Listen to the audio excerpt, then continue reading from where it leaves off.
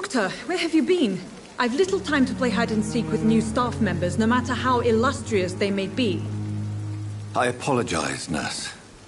I needed some time to myself. This has been the longest and strangest night of my life. You delivered poor Mr. Hampton from a terrible fate. The means to that end should be of little concern, Doctor. Thank you, nurse. What can I do for you? Dr. Swansea insisted we provide you a quiet office. You'll find it on the second floor with your name on the door. Thank you. Nurse Crane, isn't it? Yes, Dorothy Crane. Welcome to Pembroke Hospital, Dr. Reed. Your office has been prepared.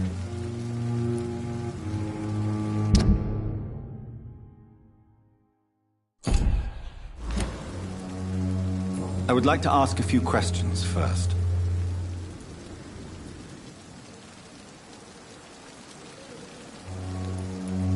And Mr. Hampton, the patient we brought in, how does he fare?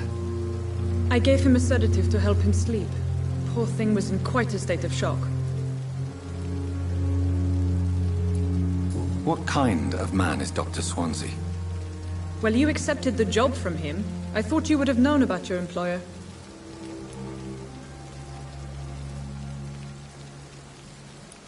It's right to assume Dr. Swansea knows far more about me than I do about him. You'll get to know him soon enough, and better than me. The administrator has better things to do than mix with us. Apologies, I've only just met him the once. This is sudden. I've only just returned to England. Dr. Swansea is a brilliant surgeon and the most compassionate physician.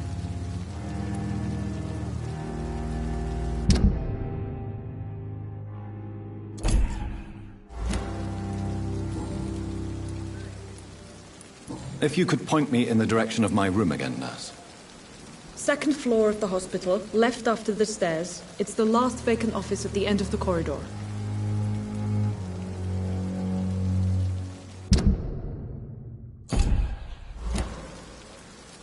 Thank you, Nurse Crane.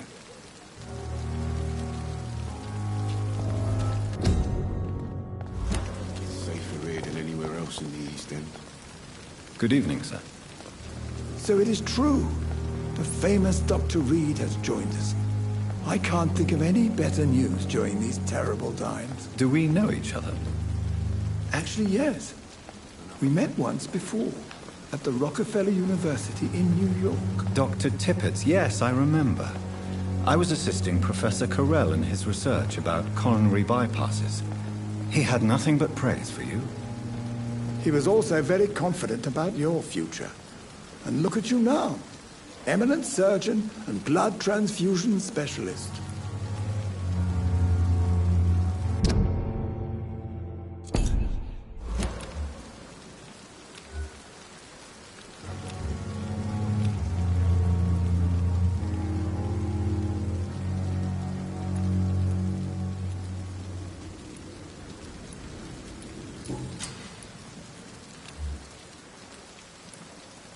You're exhausting yourself, Corcoran.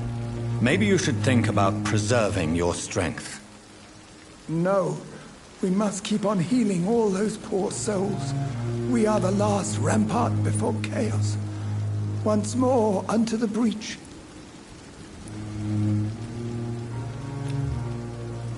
Nurse Brannigan is worried about you, Doctor. She should not have told you that. I will have a word with her. You don't have to blame her for her honesty. I'm not that kind of man, my dear Jonathan. Actually, Nurse Brannigan's opinion is the only one I may listen to. What is the Pembroke Hospital situation? And please, speak freely. This hospital is not exactly the best of London. I'm sure you are used to working in a better environment.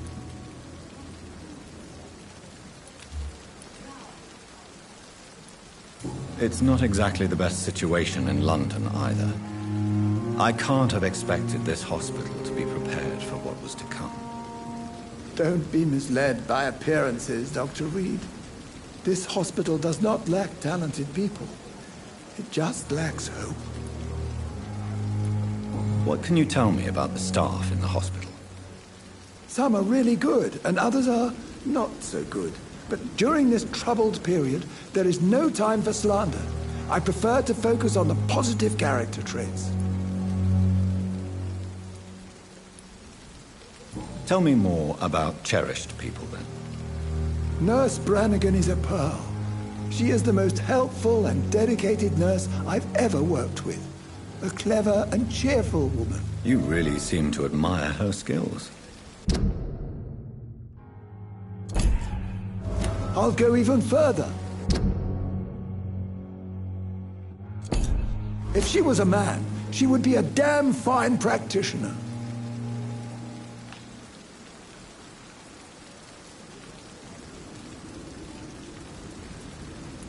Any opinion about the management? I don't always agree with Dr. Swansea's reserve, but I must admit he does all he can to keep this facility running during this crisis. Ah, yes, the burden of command.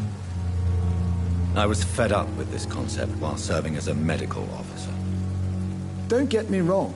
Swansea's a good administrator. I just wish he would get out of his office down again.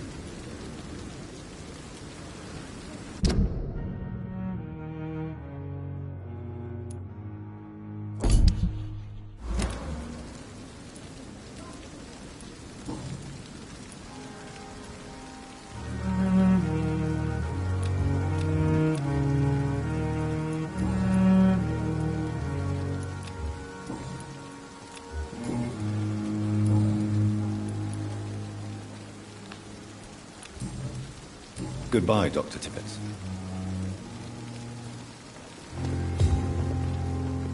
Good evening, sir. I'm Dr. Jonathan Reed. I'm new here. I've already heard about you, Dr. Reed. I'm Milton Hooks, the ambulance driver for this shithole of a hospital. That's quite a blunt introduction, Mr. Hooks. You can call me Milton. I like to speak my mind, Dr. Reed. Perk of the job. Don't judge me, and I won't judge you. I'm not sure I understand what you're talking about. Well, I'm no doctor, but I'm pretty sure a gun can't be used as a surgical instrument. You have a keen eye. I learned to shoot during the war, and have carried one ever since. Old habits die hard. No need to explain, Dr. Reed. And if you ever need a better gun, remember, I may have something for you. I'd like to see your goods. Wise choice, Dr. Reed. A reliable gun is what everybody needs these days.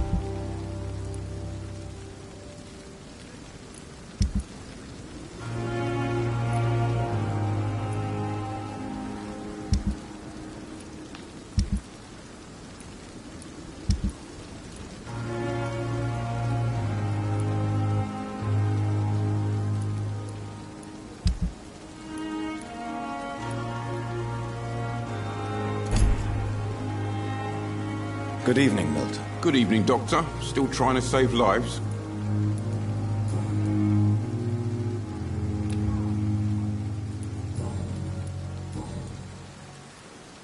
Are you really smuggling weapons through the hospital? And why not? I've already been attacked by patients, you know. And by gang members willing to steal my money. But you're not defending yourself. You're selling guns to civilians. You keep people alive your own way, Doctor. I offer them another way to protect their health.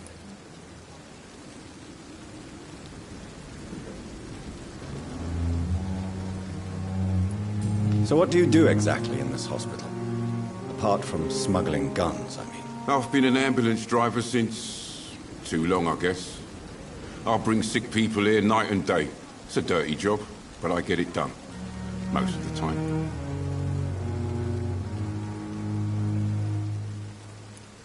It sounds like things have been a bit rough recently. What's happened? Yesterday I got attacked by the patient I was bringing in. I escaped through the hospital's garden.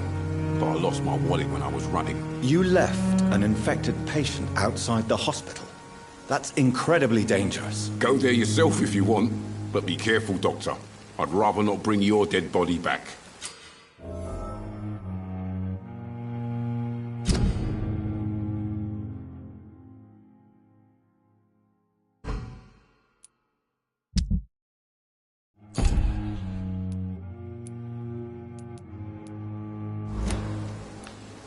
Since you're on the front line, how is the sanitary situation in this vicinity? It's a complete disaster.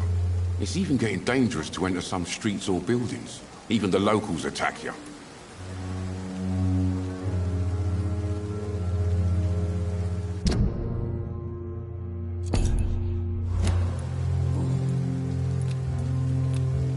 How is the situation around here? You want to hear the situation is all right?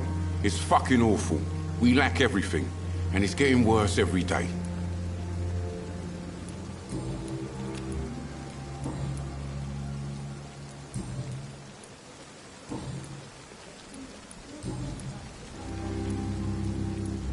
I'd like to see your goods. Wise...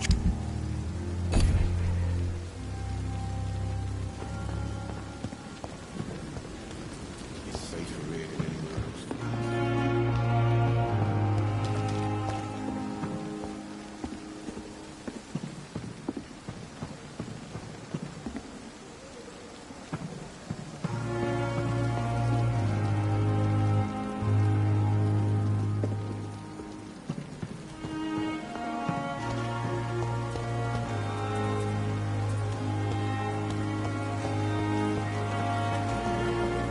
Just a dozen years or so. Good evening, Doctor. Dr.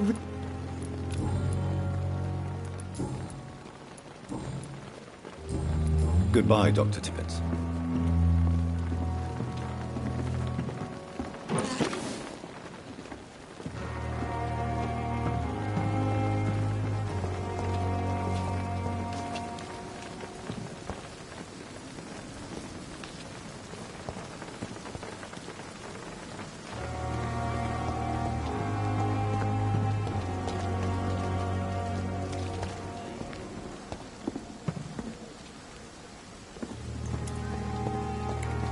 Dr. Swansea is right. This place seems perfect to conduct my research.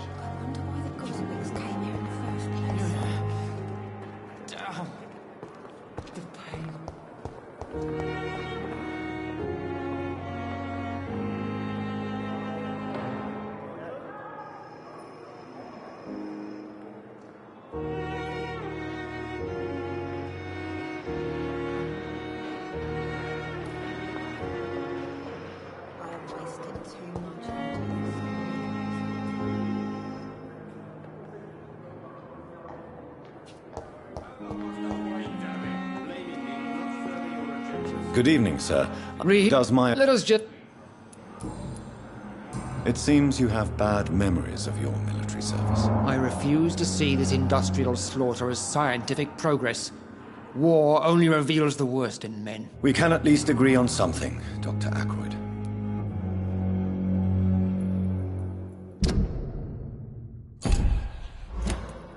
I don't know what you've heard about me, but I have already proved my value as a practitioner. I don't question your skills, Dr. Reed, but your motive. Is it money, fame, or are you truly dedicated? And what exactly is that supposed to mean? I served in the war just like you. But unlike you, I did not use the wounded to play the modern sorcerer. Be careful what you insinuate, Dr. Ackroyd. I only want you to admit you used those men to improve your theories. This is ridiculous. My blood transfusion technique saved many lives, and you know it. You see? That is exactly what I hate about people like you. You avoid this kind of accusation instead of facing reality.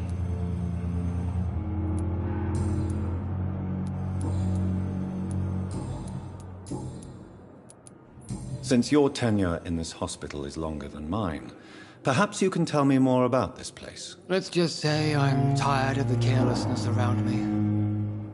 I have always respected the skills of Dr. Swansea, but over time his enthusiasm has become displaced. Carelessness? Exactly what are you talking about? We're here to save lives. The people who trust us are not volunteering for experimentation. They're here to be healed. I don't intend to run any radical experiments, Doctor. Even if I, as any good practitioner should, express an interest in pushing the boundaries of medical research. Modern medical methods were created through audacity and ego. But there are rules in our line of work, and they're here to protect our patients.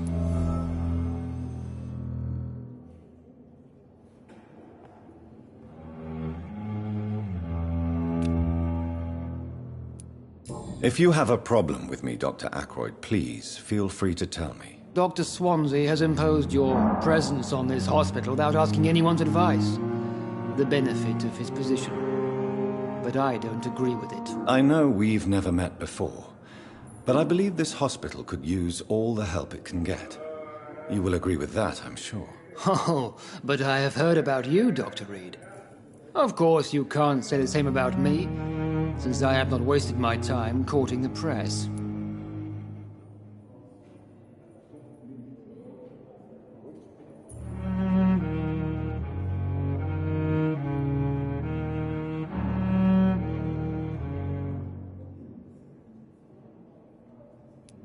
Aren't you too old for such jealousy?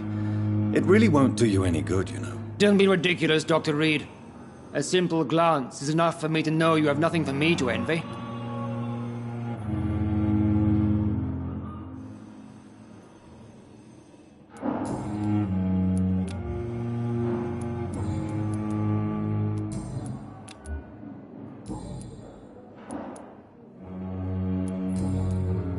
Thank you for your time. We'll talk later.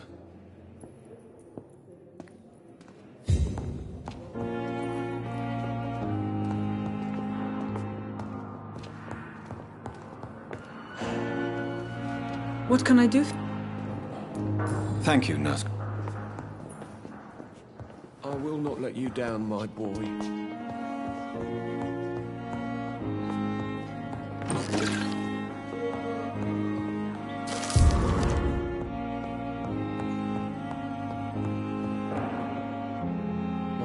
girl. Thank you. Reads me like a book. I never could keep it. It's locked, all right.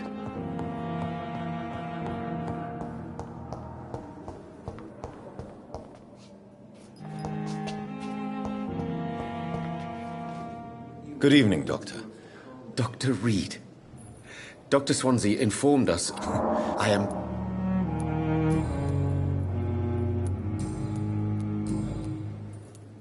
What do you think of Dr. Ackroyd's aversion to modern medical methods? It's a shame he's so narrow-minded. Dr. Swansea taught me that science is about exploring uncharted territory. I'm convinced that's true. With the influenza and all that's going on, you should put your differences aside, don't you think? Why is it so difficult to work together? I believe that if Dr. Ackroyd had been the one to discover the transfusion process, he would be the first to recommend its use. So you believe it's just a question of jealousy and pride? Dr. Ackroyd is as proud as he is blinded by his obsolete concept of medical science. What can you tell me about the Pembroke? Well, it has always been an honor to work with Dr. Swansea. But with your arrival, I can't think of a better opportunity to learn about blood transfusion. You seem quite optimistic. It's a rare and precious attitude in these difficult times. I'm convinced that this epidemic is a test of endurance and dedication for us men of science. Questions remain about our capacity to resolve the situation. True, true. Last summer, during the first wave of the epidemic, I used to joke with Milton about the extra work. We're not smiling now.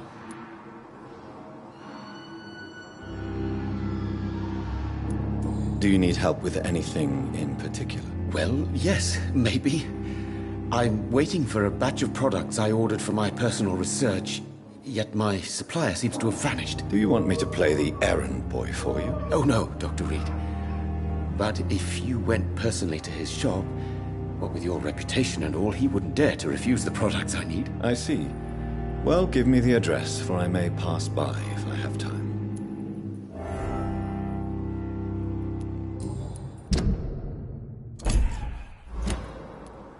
Please, could you tell me something about yourself? I'm a great admirer of your work concerning blood transfusion, Dr. Reed. I run my own experiments. I'm convinced it's the future.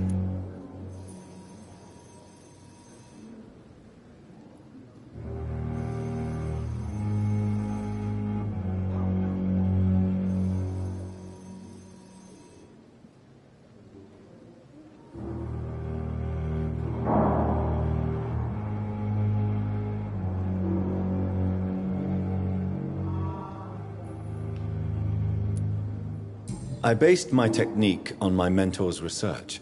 He helped me perfect my method. What is yours? I'd rather not talk about it. For now, it's just theories and first approach. My process is purely experimental and unsuccessful. As long as you're cautious and methodical, you may remain empty-handed, but you won't fail. You're not the first one to warn me, but I am convinced knowledge is the main weapon against the ravages of this epidemic.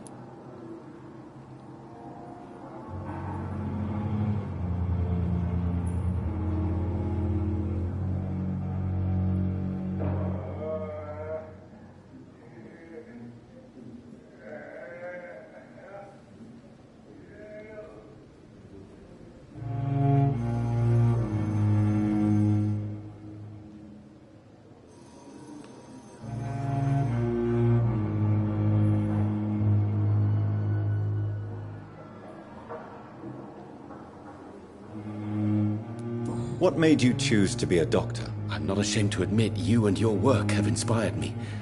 I am honored to have the opportunity to work by your side.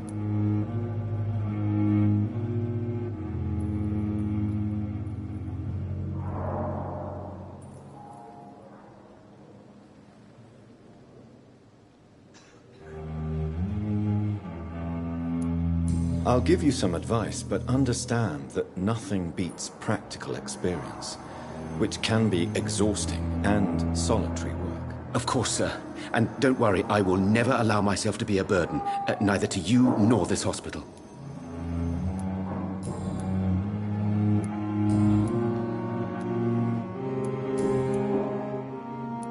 Tell me more about your willingness to experiment with new medical techniques. Harvey Fiddick is a patient suffering from a severe injury that could cripple him if not treated correctly. I'm convinced your blood transfusion technique could help him. What is it you really want? To save him, or to prove your point? Fair question. I want nothing but to save my patient, Dr. Reed. Especially since I know Mr. Fiddick's story.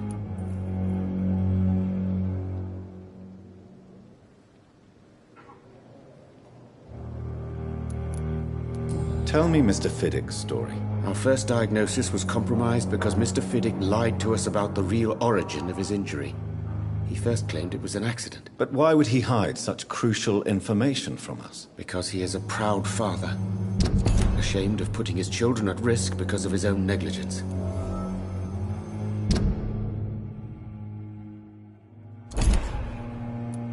This personal involvement could also appear to be a lack of impartiality. You must know that a good surgeon must remain neutral. I agree. But that does not excuse Dr. Ackroyd's behavior. A man who did not even take time to converse with his patient. Do you think keeping his distance was a mistake? All I know is that I'm taking care of human beings with desires, hopes, and fears. Not some biological machine comprised of blood, bones, and flesh.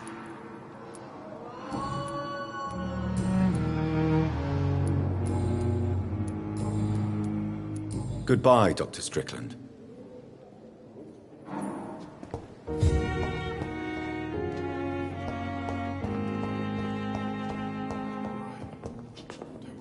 My sweet girl.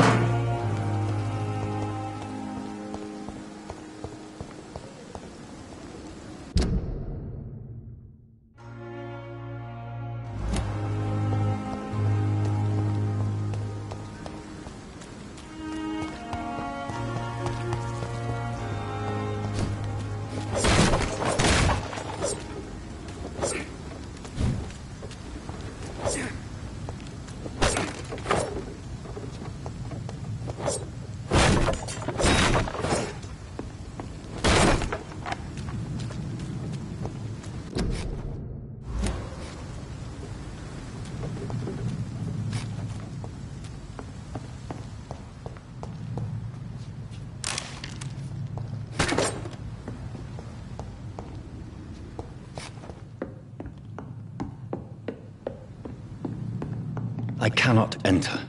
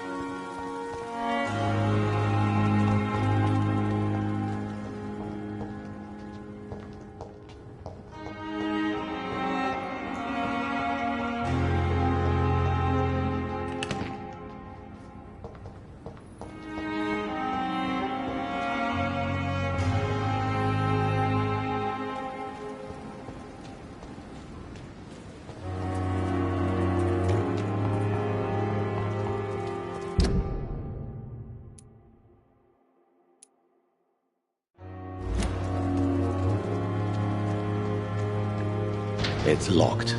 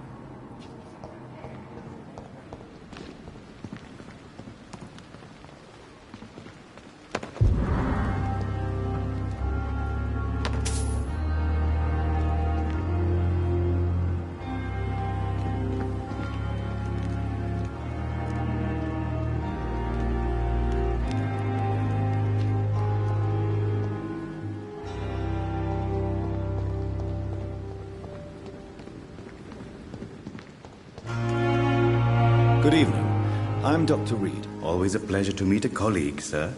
Especially when he was supposedly dead. A colleague? Are you a doctor too? Not anymore, sir. I used to be Dr. Rakesh Chadana. Now, I'm just Mr. Chadana, pawnbroker and humble guardian of this morgue. What do you mean, you used to be a doctor? Was your license revoked? No, sir. It is just that I like to be precise. I run a little pawn shop while taking care of the dead.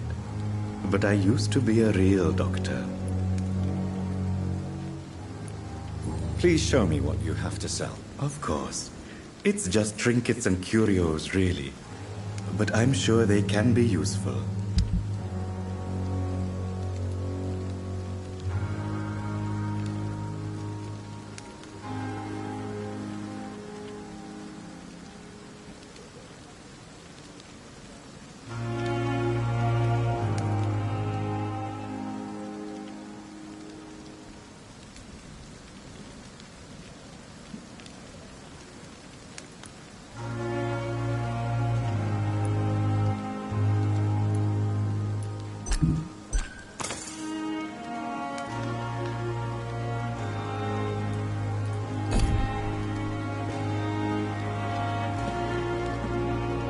It's locked.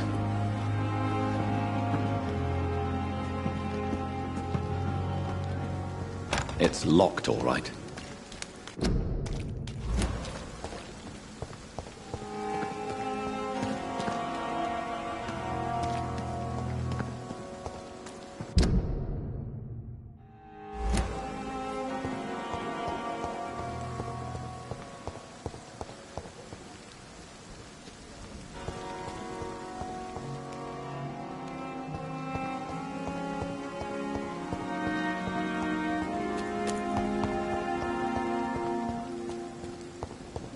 sorry you ended up on my plain and cold medical bench, sir.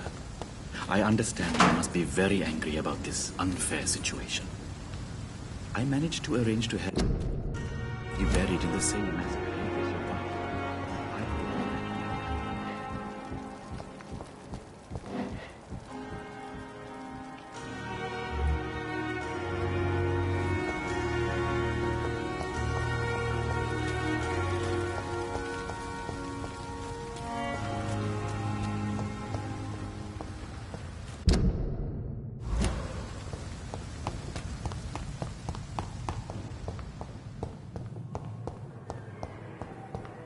It's locked. Good evening, nurse. Good evening. Doctor, I don't think we've been introduced yet. My name is Pippa Hawkins. And I'm Dr. Jonathan Reed. Dr. Swansea has recently offered me a position in this hospital. Well, it's a euphemism that your help will be appreciated, Doctor.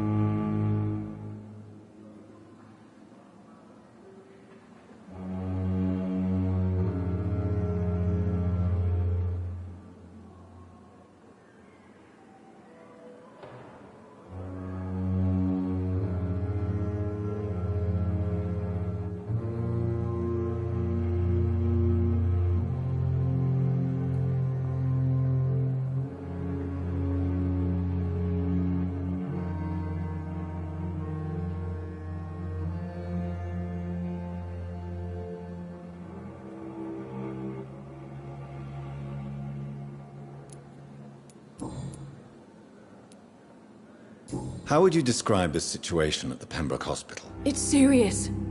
The flu is wreaking havoc amongst the staff and patients. We are running out of everything.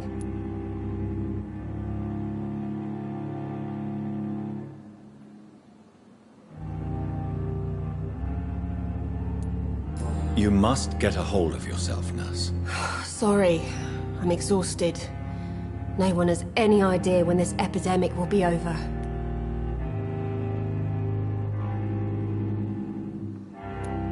Nurse Hawkins, the Spanish flu won't last forever. Even the Black Plague didn't kill everyone. I wish I could believe you. But what if this epidemic was worse? What if in the end, nobody was spared?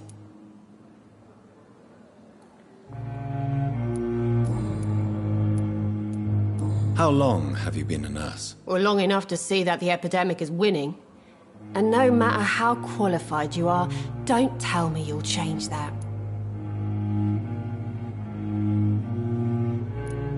You'd be surprised what dedication can achieve, Nurse Hawkins. In medicine, Sometimes we're just a test result away from a miracle. Sorry, Doctor. I don't want to sound bitter, but I'm just too tired to give a pep talk like Nurse Brannigan.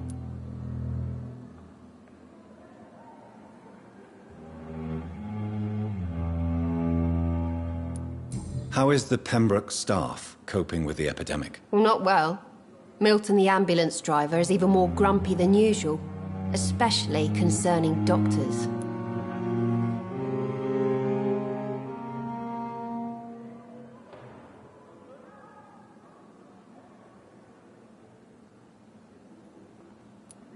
Why does Milton dislike doctors? I don't know. Just ask him. But be warned, Milton is not the chatty type. Why is Milton grumpy on a daily basis? Is it just an act? Milton's not the kind of man who's bothered about a bad reputation, whether he deserved it or not.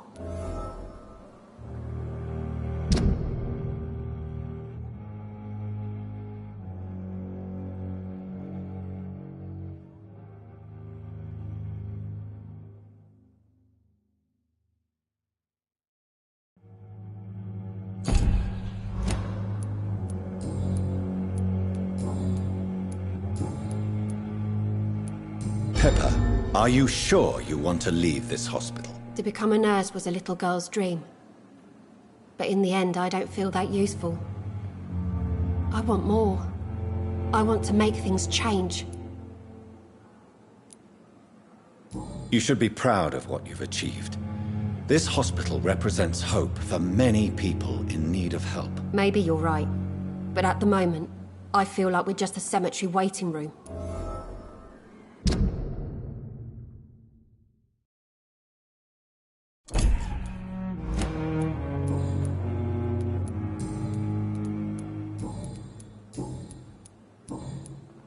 Goodbye, Nurse Hawkins.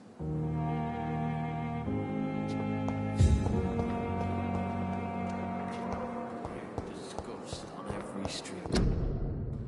Corner. A daily routine. Good evening, Nurse Hawkins. Good evening. Goodbye, Nurse Hawkins. Good evening, miss. I'm Dr. Reed, the new surgeon at the Pembroke Hospital. And who are you? Your name has no meaning to me, mortal.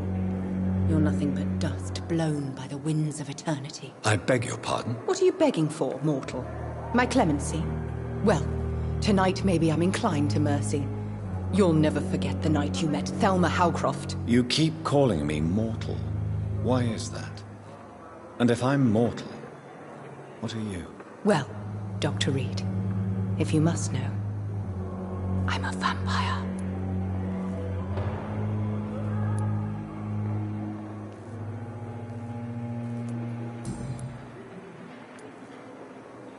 Who are you really, Miss Howcroft? I mean, apart from being a vampire. Is that not enough for you, puny mortal? What do you require? Proof of my powers? I'm curious to know who you were before becoming a vampire. No, it's such a long time ago, I don't remember. Centuries of unholy life can have strange effects on one's minds, you see?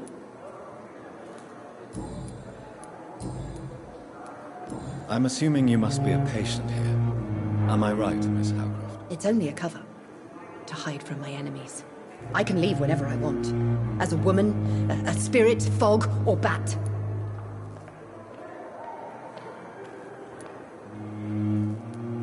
Who are these enemies you mentioned? Can you describe them? I cannot say for sure. But I sense their eyes on me from nearby. I feel them watching me every time I visit the garden near the morgue. The staff here are not your enemy. They're here to help you, to care for you. I'm not speaking of the doctors in white. I'm speaking of the men and women who hunt me. For I am a vampire. I see. Don't worry. These people will not find you here. I'll personally make sure they leave you alone. Thank you, mortal. But do not interfere with them, for you are no match for those that hunt me.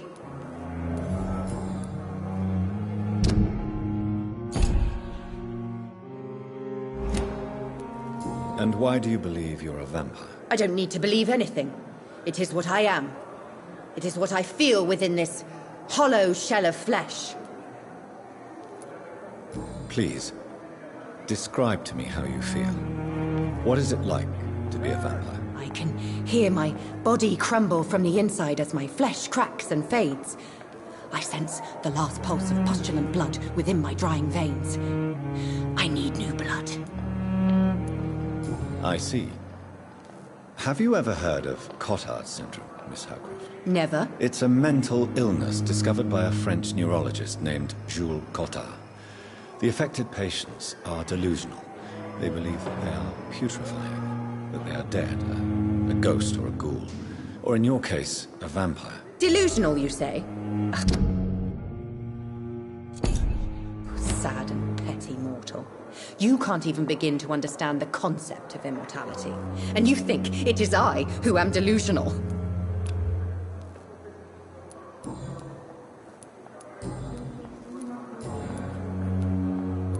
Who are you, really? Is that... I'll leave you, Mistress of the Dark, to your nocturnal activities.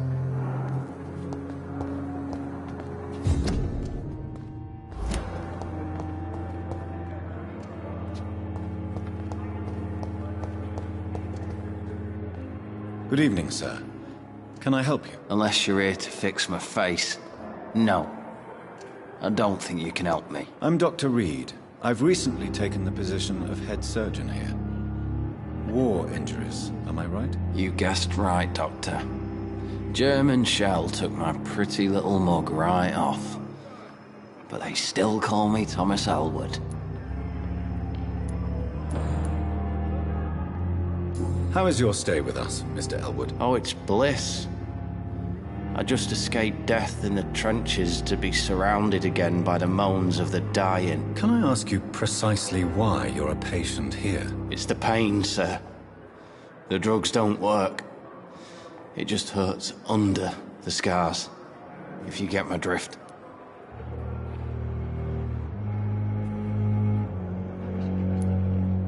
Can I do anything for your pain? Nurses gave me a bunch of pills.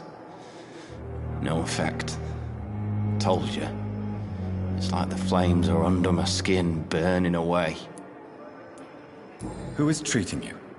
Is someone in particular looking after your case? Nobody since the old and tired doctor spoke to me. Started to think I was forgotten about. Wouldn't blame you. You don't seem worried by that. My face hurts so much more when I smile or cry. I've learned it's easier not to speak. But be assured I'm smiling inside.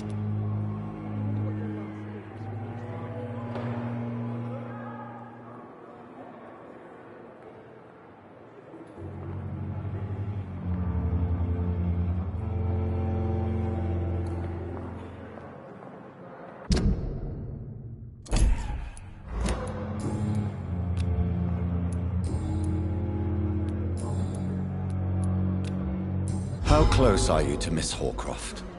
Are you aware that she thinks she is a vampire? To wait for her next nibble is the best reason to stay here. Every time she approaches my bed, she treats me like something tasty. A normal person. Aren't you afraid? She may hurt you if the game goes too far. She's quite harmless, I can assure you. Her head's broken inside is all. While I'm busted on the outside. But she's still beautiful. Living proof that there's hope for me.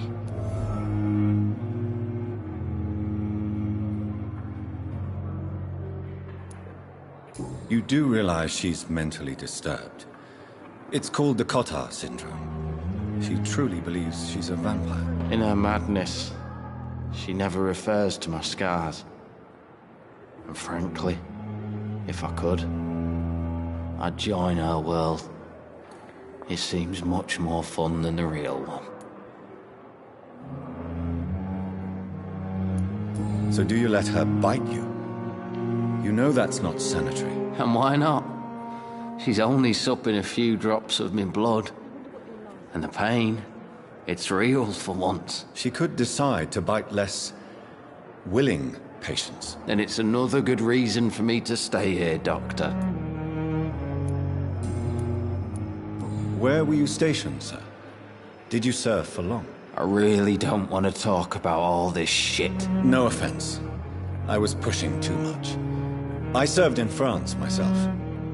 I just wanted to know what happened to you. You were an officer, weren't you?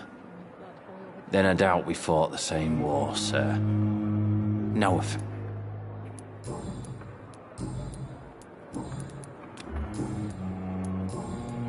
Goodbye for now, Mr. Elwood.